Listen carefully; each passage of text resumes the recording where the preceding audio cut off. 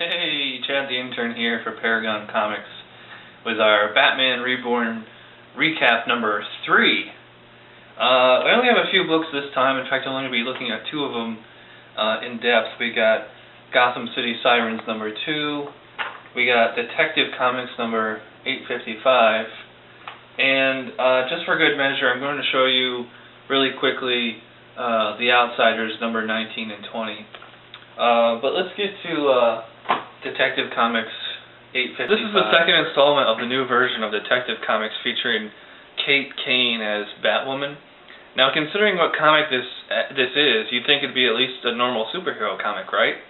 Well, not exactly. As much as number 854 was more of an offbeat comic like Ex Machina or DMZ, this particular issue has gone even further to be a total mind-bender. When we last left her, Batwoman was confronting the High Priestess of the crime cult. So this entire issue is basically just an action story of her running away from the cult. But as simple as that sounds, it's actually a total mind-bender because it involves a lot of hallucinations and the priestess lady sputtering nothing but non-sequiturs. I've got mixed feelings about this book. I mean, it's really good because it's so original and it's so unlike what you typically get in a Tyson Fights comic. It reads like a combination of Ex Machina, Sin City, and Sandman. J.H. Williams' art and Dave Stewart's colors are absolutely gorgeous to look at. Reminds me a lot of Tony Harris on Ex Machina. It's like something you see in a Vertigo comic, not a regular Tyson Fights comic. But by the same token, this isn't what I or most people read Detective Comics for. This really doesn't have much to do with the great Batman Reborn story, and as interesting as it is to read, I'm not really sure I understand the point. Plus it seemed really short. Overall, a comic definitely worth checking out, but just know it's not your typical superhero book. Next up, we got Gotham City Sirens number 2. This comic is another example of me not knowing who the target audience for it is. If Detective Comics is now a very mature, adult-oriented comic, then Gotham City Sirens seems to be just for kids.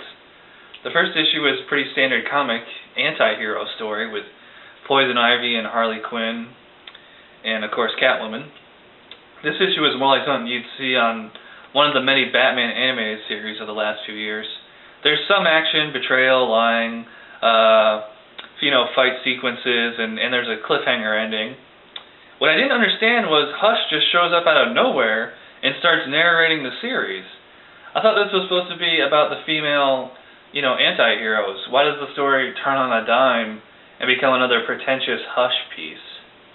Overall, the story is fine, and I still think this artwork is a little too sketchy and amateurish, but it's a decent read. It seems to be trying to have it both ways by also being so lighthearted that it's borderline juvenile. I think once they iron out the kinks and get a more long-term story rolling, it could be a really good anti-hero comic. So I wanted to touch real briefly on The Outsiders number 19 and 20. I haven't talked about these in the last couple of videos because they don't really have a lot to do with the regular general Batman continuity.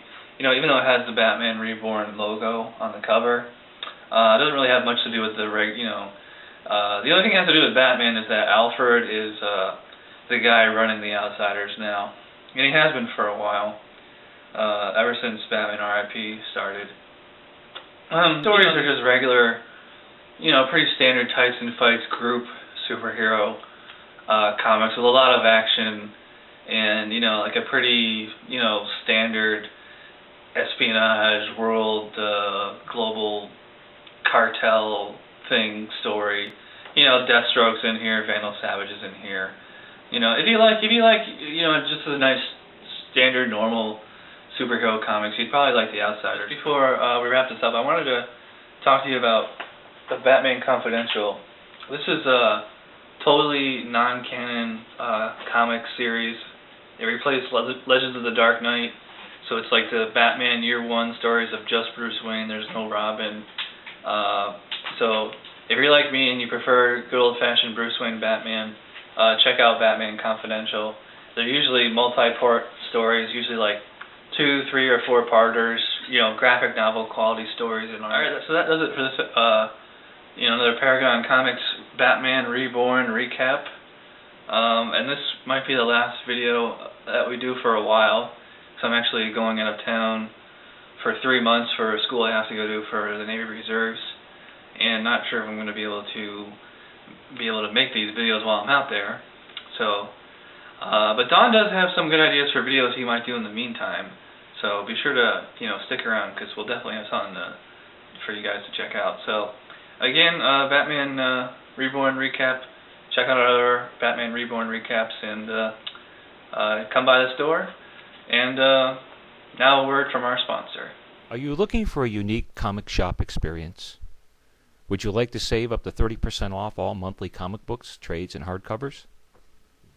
Do you appreciate an extensive, reasonably priced back-issue library that is easy to browse, including CGC-graded comics? Do you want the graphic novel savings and selections of a big box store without waiting for a coupon? Then Paragon Comics is for you, a modern, family-friendly store for today's comic book reader, as well as the serious collector. At ParagonComics.com, you can manage your subscriptions, check out our weekly specials, and shop online from the convenience of home. Come see us for yourself at 1243 Kings Road. Just look for the Paragon Mobile. Paragon Comics, your local online comic shop.